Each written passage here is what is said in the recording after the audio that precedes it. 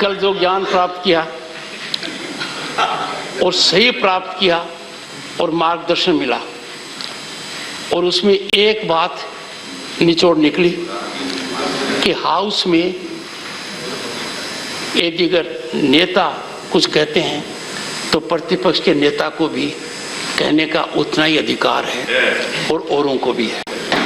ये बात कल समझ में आई, पर एक बात और समझ में आई कि सभी माननीय सदस्यगण ने इस बात को तो सराहा कि यह सदन डिबेट, डायलॉग, डिस्कशन और डेलिब्रेशन का माध्यम होना चाहिए, पर एक पीड़ा व्यक्त की गई कि बेबसी में हम क्या करें। माननीय सदस्यगण ने काफी बातें कही और मैंने गहन चिंतन किया। मैंने ये पाया कि 258th सेशन में और 259th के पार्ट ऑफ द सेशन में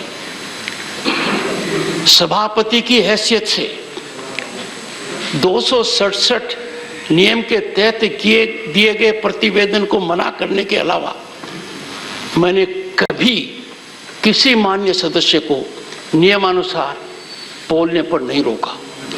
मेरे लिए एक पीड़ा का विषय है, क्योंकि मैं भी माननीय एलओपी को सुनूंगा, सदन के नेता बोल चुके हैं। एक पीड़ा का विषय है कि आप सबकी सहमति से बिजनेस एडवाइजरी कमेटी में महत्वपूर्ण मुद्दे पर 12 घंटे का समय एलोकेट किया गया था, और जब पूर्व वित्त मंत्री वरिष्ठ नेता पी चिदम्बरम बोल रहे थे तो उन्होंने सदन में कहा कि मैं अपने वक्तव्य में इस विषय पर किसी भी विषय को रेज कर सकता हूं, और यही सदन की परंपरा भी रही है।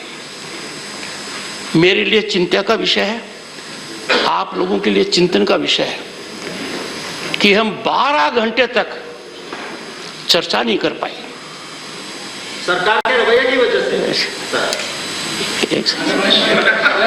सर, आपकी आवाज बहुत बुलंद है, डेसिबल लेवल थोड़ा कम रखिए, क्योंकि मुझे कल एक बात बहुत अच्छी लगी, जब सब मेरे मित्र हैं चारों तरफ तो डेसिबल लेवल तो कभी कभी ऊंचा होना चाहिए। रोज चिंतन का विषय है, क्या हम उस 1/3 समय में वो बातें नहीं उठा सकते थे और उन बातों को उठाकर सरकारी तंत्र को बाधित कर सकते थे टू रेस्पॉन्ड। मेरा आपसे अनुरोध रहेगा कि इस सदन में भारत की स्थिति को देखते हुए we have unity in diversity, we are a blossoming democracy. अलग अलग मत होंगे, अलग अलग विचार होंगे। लीडर ऑफ द हाउस ने एक विचार व्यक्त किया है, नहीं एक सेकंड, मैं लीडर ऑफ द हाउस को बोलने का अवसर दे रहा हूं, और फिर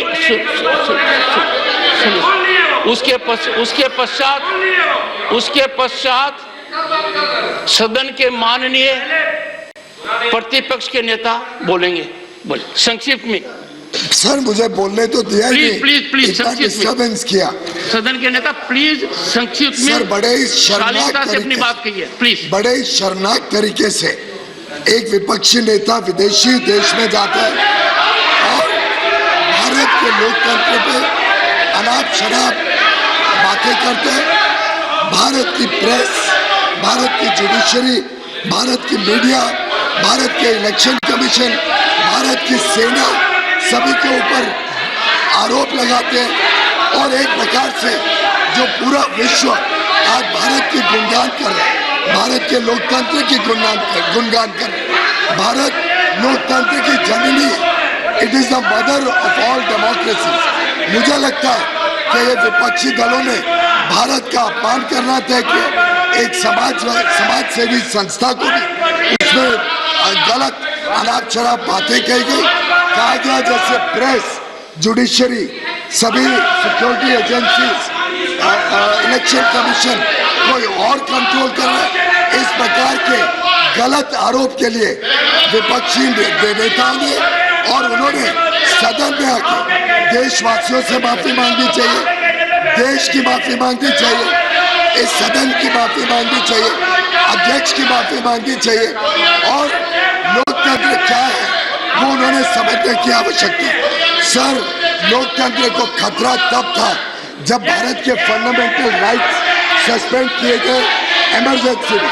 किसने किया? उन्हीं के पार्टी ने किया।